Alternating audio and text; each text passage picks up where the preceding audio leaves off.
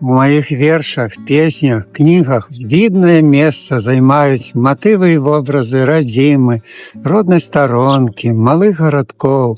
І хіба мог я прамінуць любімы каменец?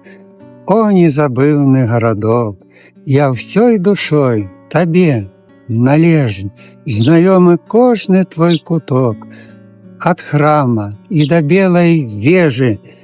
Навеки, любы, сэрцу ты, твоя гісторыя жывая, дарог прастора і масты, рачулка чыстая, лясная, прад гэтай блізкаю красой, усе прызабуду прыгажосці, з дзяцінства каменец я, твой, хоць называюся ўжо госцем.